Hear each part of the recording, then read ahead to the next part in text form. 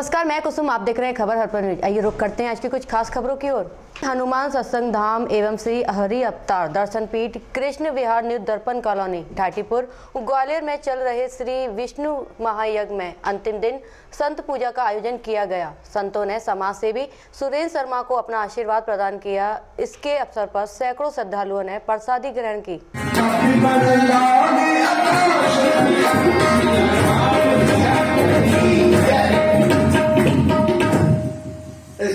जब तो तमाशा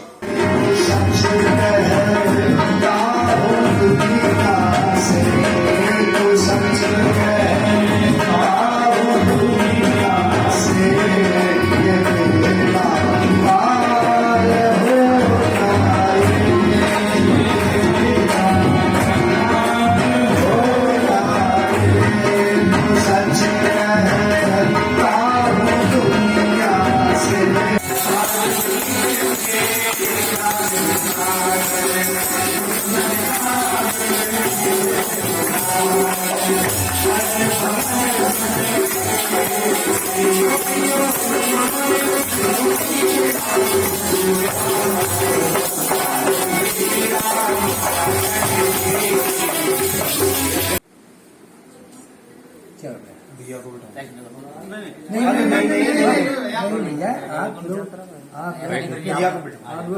संतों की महिमा तो अलग है।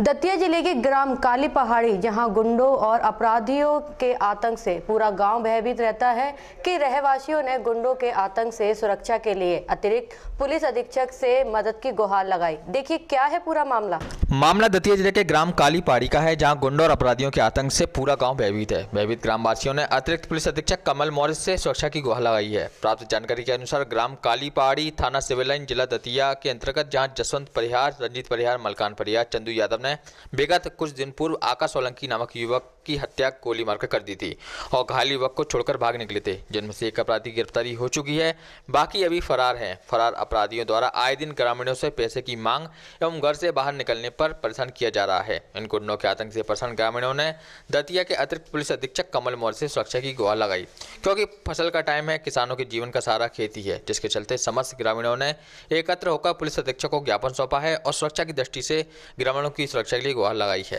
ग्रामीणों की समस्या को लेकर एडिशनल एसपी कमल मौर्य ने जल्द ही कार्रवाई और सुरक्षा का आश्वासन दिया है। दतिया से हमारी संवाददाता रजनी लिटोरिया की खबर। हमारे बच्चे में गोली दी, इसलिए वे फरार हैं। गांव में आतंक फैलाए हैं और हाजिर नहीं हुए। फसल हमारी बर्बाद हो चुकी है पूरे गांव की, और वह धमकी दे रहे कि एक आध दो हमको वह निपटा देंगे अगर राजीनामा नहीं किया तो। और 6 महीना से उस पर 10,000 की इनाम है और कार्रवाई तो प्रशासन कर रही है, लेकिन हम तो इतने परेशान है कि हमारा इंतजाम किया जाए। प्रशासन से तो बड़ी खेती नहीं करने दे रहे बस, और फसल नहीं काटने दे रहे, फसल कटने लगी है। कितने लोग फरार हैं अभी, कितने पकड़ गए? मतलब तीन एक पकड़ गया है, 3 फरार हैं, उसके साथ अज्ञात हैं 2-3 लोग। अच्छा। वो हम पहचानते भी नहीं हैं। और पैसा की उगाही मांग रहा है कि पैसा हमको केस लग गया, कहाँ से देंगे? हमको 50,000 रुपया, किसी से 1 लाख रुपया की मांग कर रहे हैं, वो जबकि हमको खाने तक को नाज नहीं है। क्या आश्वासन दिया आज आपने, ज्ञापन दिया है? ये कहेगा शासन से हमको कुछ व्यवस्था की जाए, फोर्स लगा दी जाए, हमारी व्यवस्था की जाए, हम लोग तो हम बड़ी अति उत्तम होगी। और बस प्रशासन से जो ही मांग कर रहा है कि हमारा इंतजाम किया जाए, उनको हाजिर करवा जाए। आरोपियों का नाम क्या है? आरोपियों का नाम जसवंत सिंह परिहार और मलखान सिंह परिहार, रंजीत सिंह परिहार, एक जो है चंदू यादव, आज पुलिस ने गिरफ्तार कर लिया है। धमकी कौन दे रहा है आपको? जसवंत सिंह, मेन मुख्य लीडर वही है।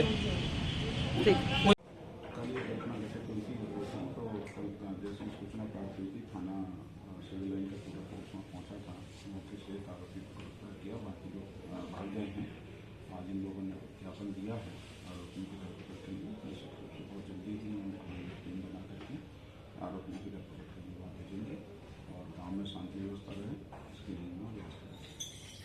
मुरार थाना के अंतर्गत मोहनपुर में बुधवार को आबकारी विभाग की टीम ने दबिश दी। यह दबिश के दौरान आरोपित तो नहीं मिला, लेकिन 8,000 लीटर गुड़ लहान और 40 लीटर हाथ भट्टी मदिरा बरामद की गई है। जब्त माल की कुल कीमत 4 लाख रुपए आंकी गई है। कलेक्टर कौशल विक्रम सिंह और सहायक आबकारी आयुक्त संदीप शर्मा के मार्गदर्शन में कंट्रोलर सुरेंद्र सिंह राठौर के नेतृत्व में अवैध मदिरा के निर्माण एवं विक्रय की सूचना के आधार पर मोहनपुर में दबिश दी गई। दबिश में लगभग 8 लीटर गुड़ लहान सैंपल लेकर मौके पर नष्ट किया, साथ ही 40 लीटर हाथ भट्टी मदिरा जब्त की गई, जो जंगल में मिली।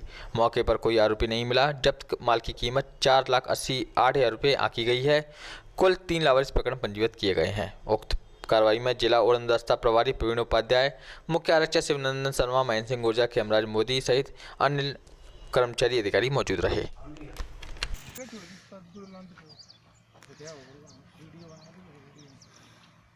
सोलंकी सुरेंद्र सुनील, तू इधर आ जा, पकड़ जा, लगा चालू रखिए।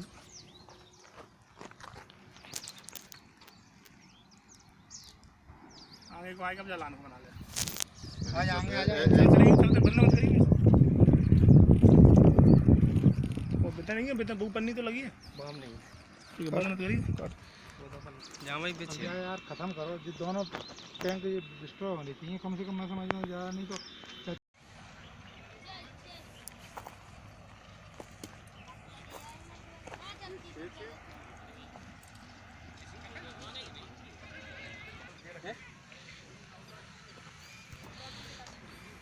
ये तो हटाओ हुआ जिनने हटा के कौन रखो हुआ जी पट्टियों तो होगी जाती है ना यार जात्रा पा जाना तो यही है भगवान कसम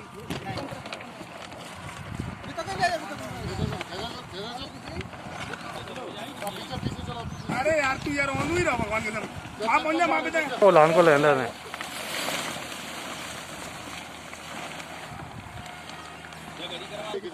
वो तो खा रही है बस घुमा ले अब खत्म है घुमा ले ऐसे वहां पे आ जाओ चलो करते राइजिंग सिटी मुरार बड़ा गांव निवासी हितेंद्र कुमार उपाध्याय पुत्र श्री सूबेदार कृष्ण मेजर कांत उपाध्याय के घर चोरों ने सेंधमारी करते हुए लाखों रुपए के साथ सोने चांदी के जेवर सहित नकदी चोरी कर ली। पुलिस ने मामला दर्ज कर चोरों की तलाश शुरू कर दी है। फरियादी हितेंद्र कुमार उपाध्याय पुत्र सूबेदार मेजर कृष्णकांत उपाध्याय ग्राम बरा तहसील लाहौर जिला भिंड हाल F5 राइजिंग सिटी ने पहल सिंह राणा शिवचरण यादव मुन्ना लाल बाथम के उपस्थिति में थाना आकर जवानी रिपोर्ट करते हुए बताया है कि दिनांक 18 फरवरी के सुबह 10 बजे मैं अपने गांव बरा में परिवार के साथ अपनी दादी जी के स्वर्गवास में गया हुआ था। आज सुबह 25 फरवरी को मेरे पड़ोसी अमित शर्मा का फ़ोन आया कि आपके घर के ताले टूटे हुए हैं। मैं अपने गांव से राइजिंग सिटी मुरार बड़ा गांव आया तो मैंने घर के ताले टूटे हुए देखे। तब मैंने तुरंत मुरार थाना आकर सूचना दी कि मेरे घर के ताले टूटे पड़े हुए हैं। पुलिस ने आकर देखा तो पूरा घर का सामान बिखरा हुआ था। अलमारी में से नकदी रुपए और सोने चांदी की चीज़ें सहित घर का सामान उठाकर ले गए। घर के बगल में पड़ोसी के मकान पर सीसी कैमरा लगा हुआ है, जिसके आधार पर पुलिस ने सीसीटीवी कैमरे फुटेज निकालकर चोरों की तलाश शुरू कर दी है। पारसी राणा जी कहाँ रहते हैं आप? ये कहाँ पड़ता है? हाँ, जो क्या मामला दर्ज कराया है आपने? क्या हुआ है आपके साथ में? चोरी हुई है। कब हुई है? क्या क्या चोरी गया है? जंजीर गई है, चुमकी है, कितने घरों की चोरी हुई है? 4 आपका लगभग कितना सामान गया है? सामान का हमारा आपके यहाँ लगभग कितने तक का सामान गया अंदाजन? 2.5 लाख के करीब गया हुआ। चोरों का पता चला है उसमें? तो अभी रिपोर्ट पंचयन कर ली है थाने पे आके? क्या कार्रवाई की है? FIR दर्ज कर ली है आपने? सर, एक चोरी का मामला सामने आया हुआ है, किस जगह का है, कहाँ से आया हुआ है? बड़ा गाँव क्षेत्र में हितेंद्र कुमार उपाध्याय हैं, जो 18 फरवरी से कहीं गए हुए थे रिश्तेदारी में, तो मकान छोड़ना था। तो कल 25 तारीख को आज पड़ोसी ने उन्हें सूचना दी चोरी की और उन्होंने थाने पर आकर इसकी रिपोर्ट दर्ज कराई। सूचना के तहत पता चला है सर कि 4 घरों के ताले टूटे गए हैं। और भी है कि पार सिंह राणा है और शिवचरण है, इनके घर के भी ताले टूटे हैं, लेकिन चोरी की आशंका जताई है। इनके यहाँ से सामान नहीं गया है, ऐसा उनके द्वारा बताया। वैसे लगभग कितने तक की चोरी की हुई सर? करीबन 70,000 की चोरी बताई है। सोने चांदी के आभूषण गए हैं 4 घरों के मिला के सर। तो अभी इसमें कोई आरोपी का कुछ पता चला है सर? अभी FIR हुई है, हम सबकी तलाश कर रहे हैं आरोपी को पकड़ने की। और इसमें कोई पुलिस भी आए हुए हैं कैमरे के सर? हम उनको दिखवा के तस्दीक कराते हैं, फरियादी को दिखा के उनकी शनाख्ती करवाएंगे। हाल फिलहाल अभी अज्ञात के खिलाफ क्या कार्रवाई की गई है? प्रथम दृष्टा FIR हो गई है और आगे विवेचना में कार्रवाई करेंगे।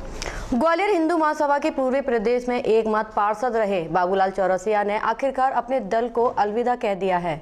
अब उन्होंने कांग्रेस का दामन थामा है। बाबूलाल चौरसिया वार्ड 44 से हिंदू महासभा के पार्षद थे। ग्वालियर हिंदू महासभा के पूरे प्रदेश में एकमात्र पार्षद रहे बाबूलाल चौरसिया ने आखिरकार अपने दल को अलविदा कह दिया है। अब उन्होंने कांग्रेस का दामन थामा है। बाबूलाल चौरसिया वार्ड 44 से हिंदू महासभा के पार्षद थे। कभी कट्टर हिंदू की छवि वाले चौरसिया ने अचानक पार्टी छोड़ने के पीछे कहा है कि वे कई दिनों तक हिंदू महासभा में अंधेरे में रहे और घुटन महसूस करते रहे। फिर उन्हें लगने लगा कि उन्हें अपने पुराने घर चलना चाहिए। अब वे अपने पुराने घर में लौट आए हैं। इससे पहले वे कांग्रेस में थे और कांग्रेस के पार्षद भी चुने गए थे, लेकिन उन्होंने 2015 में हिंदू महासभा की सदस्यता ले ली थी और वह उसी पार्टी के टिकट पर बाट 44 से पार्षद चुने गए थे। हिंदू महासभा ने कहा कि चौरसिया की पार्टी छोड़ने से उन्हें कोई क्षति नहीं हुई है, बल्कि क्षति तो कांग्रेस को होगी, क्योंकि बाबूलाल चौरसिया नाथूराम गौडसे की मूर्ति स्थापना के अगुवा रहे हैं। हर साल गौडसे जयंती में शामिल होते हैं और कांग्रेसियों में गांधी के अत्याचारों के समर्थन को अपनी पार्टी में ले लिया है। का मतलब कांग्रेस पार्टी ने अपने ताबूक में तारीख कील ठोक दी है। इससे हिंदू महासभा को नहीं बल्कि कांग्रेस को ही नुकसान होगा। कट्टर हिंदू महासभा की छवि तो नहीं कहना चाहिए सर। मैं पहले भी कांग्रेस का था, पहले कांग्रेस से मैं चुनाव लड़ा था पार्षद का, तो कांग्रेस पार्टी से मैं पार्षद का चुनाव जीता था इसी वार्ड से। बीच में ऐसा घटनाक्रम हो गया था जिस कारण जो है हिंदू महासभा के नेतागण मुझे 12 तारीख को जो है उन्होंने मेरा फार्म भरवाया था, घर पे भी नहीं आने दिया था दिल्ली से। उस टाइम जब मेरा टिकट वहाँ से कट गया था जो, तब हिंदू महासभा से मैं चुनाव लड़ा था और हिंदू महासभा से चुनाव लड़ करके मैं पार्षद का चुनाव जीता था। अब कुछ ऐसे बीच में घटनाक्रम घट गए थे जब मेरी आत्मा जो है गवारा नहीं करी थी। मैंने ये सोच लिया था कि मैं अपने परिवार में कांग्रेस परिवार में शामिल होऊंगा और मैं अपने कांग्रेस परिवार में शामिल हुआ। हमारे आदरणीय 17 दक्षिण के विधायक प्रवीण पाठक जी के द्वारा जो है और आदरणीय कमलनाथ जी जो हमारे कांग्रेस के प्रदेश अध्यक्ष हैं पूर्व मंत्री, उनके सामने मैं प्रवेश हुआ और उन्होंने जो मुझे गाइडलाइन समझाई कि पार्टी के लिए आपको काम करना है, कांग्रेस पार्टी के लिए काम करना है, कांग्रेस पार्टी की विचारधारा पे आपको चलना है, कांग्रेस पार्टी के विकास कार्यों पर विकास के कार्य करना है और जनता की सेवा करना है, जनता का काम करना है। ये मुझे जो है वहाँ पर कांग्रेस पार्टी के हमारे आदरणीय अध्यक्ष जी कमलनाथ जी जिन्होंने मेरे को कांग्रेस में प्रवेश दिलाया, उन्होंने मुझे आदेश किया। आपके पूर्व नेता हैं वो जयवीर भारद्वाज, वो तो ये कह रहे हैं उन्होंने नाथूराम गौडसे की जो विचारधारा है वो अपना ली है कांग्रेस ने और अब कांग्रेस पतन की राह पर चल पड़ी है बाबूलाल जी को लेने के बाद। एक दिन था जिसको मैं काला दिन कहूँगा सर, और सो काला दिन भूल भुलैया में रह कर के मुझसे ऐसा कार्य जो है मतलब हो गया जो मुझे भूल भुलैया में रखा गया। इसलिए वो कह रहे हैं क्योंकि भारत के अंदर और मध्य प्रदेश के अंदर सिर्फ एक ही हिंदू महासभा का पार्षद है। पूरे मध्य प्रदेश के अंदर कोई पार्षद नहीं है हिंदू महासभा का, कोई ग्वालियर के अंदर दूसरा कोई पार्षद नहीं है हिंदू महासभा का। और मेरा अंदाज़ा, मेरा जहाँ तक सोच है कि भारत के अंदर भी कोई हिंदू महासभा का पार्षद नहीं होगा। अब एक पार्षद था, वो भी अगर कांग्रेस में चला गया तो अब बचा क्या। इसलिए वो अभी हो सकता है तब तरह के आरोप भी और भी लगा सकते हैं मुझे। आपने तो कहा था कि वो नाथूराम गौडसे का जो आखिरी बयान है वो 1 लाख लोगों तक पहुंचाएंगे, आपने दावा किया था। काय का जो है मैंने तो कोई ऐसा बयान नहीं दिया। आपने 2017 में इस तरह का बयान दिया था। है जी, 2017 में आपने हिंदू महासभा कार्यालय में इस तरह का बयान दिया। नहीं ऐसा तो मैंने आखिरी बयान है जो उनका नाथूराम गौडसे का। ये कुछ भी कह सकते हैं, मैंने तो कोई ऐसा नहीं कहा।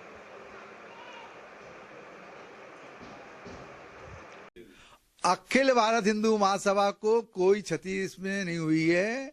हम तो कांग्रेस के प्रदेश अध्यक्ष कमलनाथ जी को साधुवाद देना चाहते हैं कि उनने अब गांधीवाद की हत्या करना शुरू कर दी। जो गौडसे नाथूराम गौडसे की पूजा करे, जो हुतात्मा नाथूराम गौडसे की हिंदू महासभा कार्यालय में 15 नवंबर 2017 में मूर्ति की स्थापना करे, उसका अभिषेक करे, उसका पूजन करे और वो आज ही नहीं लगातार करता रहे, ऐसे व्यक्ति को कांग्रेस की सदस्यता देने के पीछे उनका उद्देश्य गांधीवाद की हत्या करना है। क्योंकि हुतात्मा नाथूराम गौडसे जी को गांधी का हत्यारा कहने वाले ही आज उन्हीं व्यक्तियों को, गौडसेवादियों को कांग्रेस की सदस्यता ग्रहण कराकर ये स्पष्ट कर दिया है। और हमारी हिंदू महासभा की प्रदेश के कांग्रेस के अध्यक्ष कमलनाथ जी को खुली चुनौती है कि वो इस पे साक्षात्कार कर लें, बहस कर लें। मैं उनको एक नहीं अनेकों प्रमाण दे दूंगा कि बाबूलाल चौरसिया ने नाथूराम गौडसे, हुतात्मा नाथूराम गौडसे, नारायण आप्टे की आरतियां किए, उन्हें पूजा किए और हिंदू महासभा के कार्यक्रमों में शपथ लेकर कहा है कि मैं हिंदू महासभा नहीं छोड़ूंगा। चुनाव के दौरान उन्होंने शपथ पत्र प्रस्तुत जनता को, वार्ड 44 की जनता को किया था कि मैं 5 साल तक सेवा करता रहूंगा, हिंदू महासभा ही रहूंगा, हिंदू महासभा छोड़ के नहीं जाऊंगा। लेकिन आज गांधीवाद की हत्या करने वाले ही गौडसेवादियों को अपना सदस्य बना रहे हैं। इससे बड़ी हर्ष की बात क्या होगी कि बोल रहे हैं कि उनको अंधेरे में रखा गया और हिंदू महासभा में। अरे बड़ी हर्ष की बात है कि एक पार्षद अखिल भारत हिंदू महासभा के नामांकन से पार्षदी का, प्रत्याशी का फार्म भरता है, वो जीतता है, हिंदू सभा कार्यालय में बैठकर योजनाएं बनाता है और उसके बाद वो कहता है कि मुझे अंधेरे में रखा गया। आप बताइए, कोई आदमी एक बार अंधेरे में रख लेगा, लेकिन 4-4 बार यदि कोई आदमी पूजन कर रहा है किसी का, तो वो किसी के दबाव में या किसी के उसमें कर सकता है क्या? लेकिन दल बदल की कहानी करने वाले, अपना लाभ लेने वाली कांग्रेस अब विलुप्त होने की कगार पर आ गई है, क्योंकि उसके पास कार्यकर्ता बचा नहीं। इसलिए पैसे की खरीद फरोख्त से वो खुलेआम ऐसी हरकतें कर गांधी के कांग्रेस को खत्म कर रहे हैं और सावरकरवाद की पताका इस देश के अंदर राष्ट्रीय ध्वज जो है भगवा होने जा रहा है। जी हम ग्वालियर में एसटीएफ ने भिंड के भरौली गांव से नकली नोट मामले ग्वालियर में एसटीएफ ने भिंड के भरौली गांव से नकली नोट मामले में एक युवक को गिरफ्तार किया है। सत्यवीर राजपूत नामक युवक से 2-2 हजार रुपए के 25 नकली नोट बरामद किए हैं। सत्यवीर के 2 साथी इससे पहले 11 फरवरी को एसटीएफ द्वारा गिरफ्तार किए गए थे।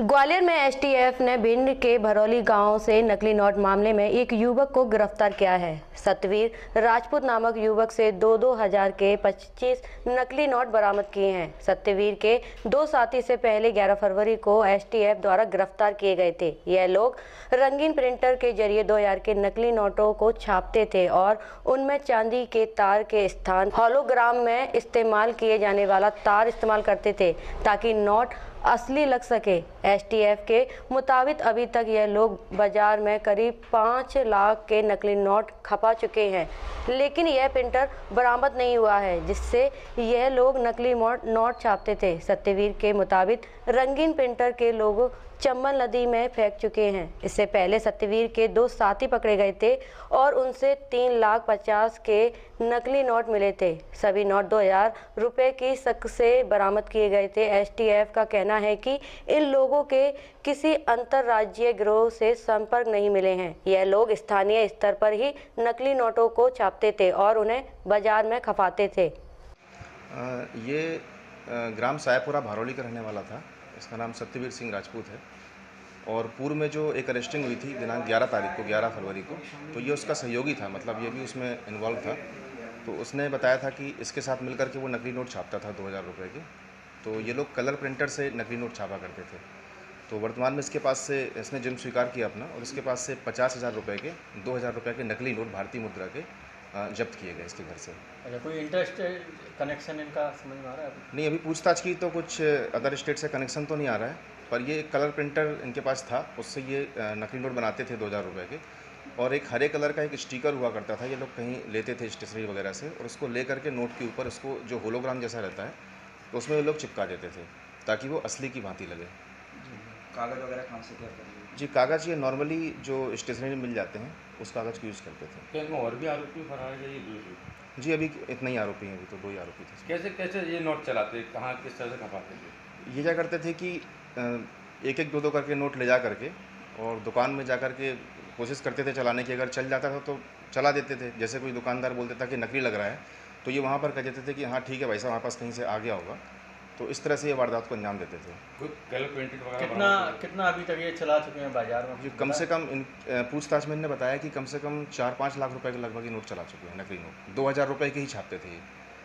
और पूछताछ में इन्होंने बताया कि क्योंकि 2000 के नोट नकली 2000 के जो नोट है वो प्रचलन में नहीं है वर्तमान में, तो इसलिए लोग उसको पहचानने में थोड़ी सी इनको दिक्कत होती थी। कहाँ के रहने वाले थे दोनों आरोपी? ये दोनों एक ही गाँव के हैं, ग्राम सायपुरा भरौली, जिला भिंड। इटावा में पंच कल्याण महामहोत्सव की तैयारी बड़ी जोरों पर चल रही है, जो कि मध्य प्रदेश सरकार राज्य अतिथि मेडिटेशन गुरु मुनि श्री 108 विहार संत सागर महाराज जी के सानिध्य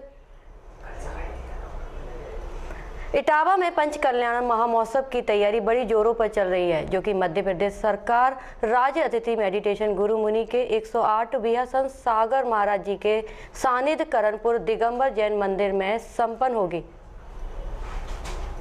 इटावा में 15 से 20 अप्रैल तक आयोजित होने वाले पंचकल्याणक महोत्सव की तैयारी बड़ी जोरों पर चल रही है। मध्य प्रदेश सरकार से राज्य अतिथि दर्जा प्राप्त मेडिटेशन गुरु मुनि श्री 108 विष्णु सागर महाराज जी सत्संग के सानिध्य में करणपुरा दिगंबर जैन मंदिर में आगामी संपन्न होने वाले पंचकल्याणक में भगवान आदिनाथ की माता मरुदेवी और पिता नावीराय का सम्मान करणपुरा दिगंबर जैन समाज के मंदिर कार्यकारिणी द्वारा एवं महिला मंडल द्वारा किया गया। इस पंचकल्याणक में करणपुरा से संगपति इंद्राणी, बुआ, छप्पन कुमारी एवं बाल सखा के रूप में जो पात्र चयनित हुए हैं उन सभी का सम्मान किया गया एवं माता मरुदेवी, पिता नावीराय की गोद भराई का कार्यक्रम बड़े हर्षोल्लास एवं नृत्य के साथ संपन्न हुआ। इटावा से हमारे संवाददाता अभिनंदन जैन की खबर।